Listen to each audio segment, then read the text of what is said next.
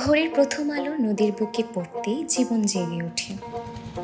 ঢেউয়ের ফাঁকে ফাঁকে ভেসে আসে মানুষের গল্প। এই গল্পের নাম চেয়ারম্যান ঘাট। নোয়াখালী জেলার হাতিয়া উপজেলার এক নদী ঘেঁষা ঘাট এই চেয়ারম্যান ঘাট। বহু বছর ধরে এই ঘাট শুধু একটি যাতায়াত আর জায়গা না, এটি হয়ে উঠেছে একটি জীবনের অংশ। এই ঘাটের ইতিহাস বেশ পুরনো। স্থানীয় লোকেরা বলে, বহু বছর আগে এখানে একজন সম্মানিত চেয়ারম্যানের উদ্যোগেই ঘাটটি গড়ে ওঠে, তাই নাম চেয়ারম্যান ঘাট। সময়ের সঙ্গে সঙ্গে এখানে গড়ে উঠেছে মানুষের জীবন, নৌকা, মাছ ধরা, চায়ের দোকান আর ছোট ছোট স্বপ্ন।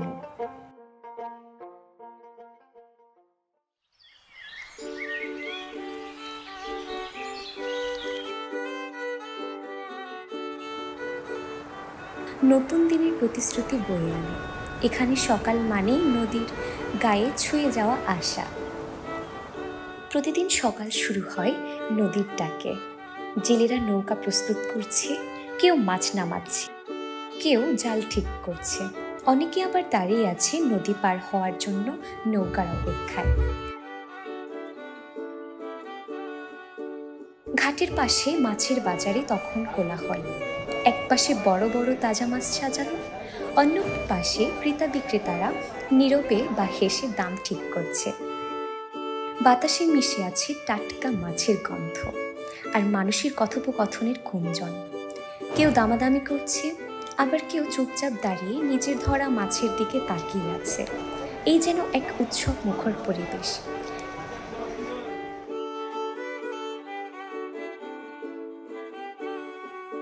এখানে প্রতিটি সকাল শুধু যাত্রার শুরু নয়, এটা বেঁচে থাকার লড়াইয়ের প্রতিদিনের প্রথম ধাপ।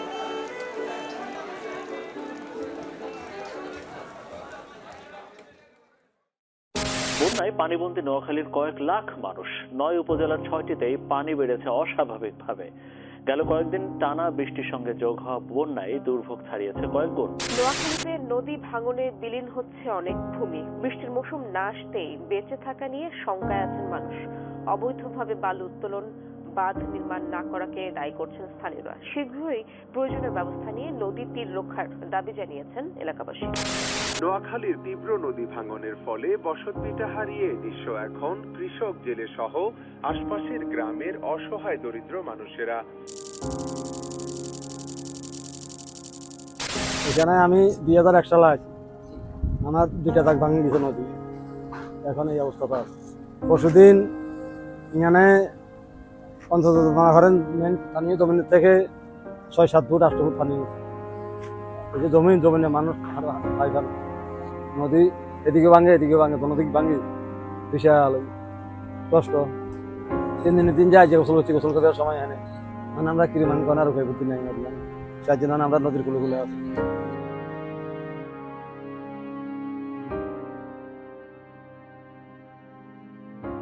যখন ঝড় নামে তখন এই ঘাটের হাসি মিলিয়ে যায়। বাতাস হু হু করে বইতে থাকে, নদীর ঢেউ উঁচু হয়ে আছড়ে পড়ে তীরে। এক মুহূর্তে পাল্টে যায় সকল স্বপ্ন, ভেসে যায় মানুষের পরিশ্রম। নদী ভাঙনে শুধু জমি নয়, হারিয়ে যায় মানুষের স্বপ্ন। ঘাটের চায়ের দোকান, ছোট্ট বাজার, মাছের দোকান, যেগুলোতে সারা বছরের পরিশ্রম জমা ছিল, সেগুলো নদীর পেটে মিশে যায় মুহূর্তে।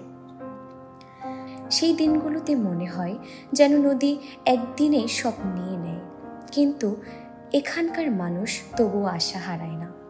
তাদেরই একজন এই ঘাটের জেলে আমাদের আলমগীর ভাই। আমার ব্যবসা ছাড়া এই কাজ করতো, যে এখানে মাছ ধরতো, নদীতে মাছ ধরে। এটা এক সময় নদী ছিল, এখন সর্দি মানে আবার এই নদী হয়ে যেতেছে ভাঙি। এই নদী থেকে আমার রুজি রোজগার, এই নদী থেকে যদি আমরা চলে যাই তাহলে আমাদের খাওয়ার মতো কোনো উপায় নাই। সরকার যদি দেখে এই জিনিসটা ঠিক আছে নি, তাহলে আমাদের কোনো কিছু হবে। জেলেদের তো আর সরকার ছাড়া কোনো কাজ নাই, কিছু বুঝেন না। এই নদী, এই জেলেদা এই কয়েক বছর ধরা, আজ 4 বছর ধরা, মানে জেলেদের কোনো মাছ টাছ লাগে না, কিছু বুঝিনি। এই কারণে আমরা সব বিপদে পাইতে আছে। এ তো কালকে রাত্রে গেছি, আজকে 1 লাখ টাকার 2 লাখ টাকার মতন জাল চলে গেছে, আমরা ধরা না। এই জিনিসটা কি সরকারে দেখে? সম্পূর্ণ তো আমরাই ধরা। কি কিছু বুঝেন নাই?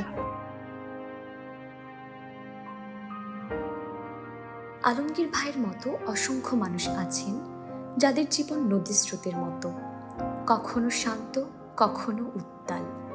তবুও তারা থেমে যান না। প্রতিদিন নৌকা বেয়ে ঝড় ঠেলে জীবনকে এগিয়ে নিয়ে চলেন, কারণ এই ঘাট তাদের ঘর, তাদের ভরসা। সূর্য ডুবে যায়, ঘাট শান্ত হয়, কিন্তু নদীর বুকের গল্প থামে না। চেয়ারম্যান ঘাট শুধু একটি ঘাট নয়, এটা মানুষের হাসি, কান্না, সংগ্রাম আর ভালোবাসার প্রতিচ্ছবি। যতদিন ঢেউ বয়ে যাবে ততদিন এই ঘাট বাঁচিয়ে রাখবে মানুষের স্বপ্ন।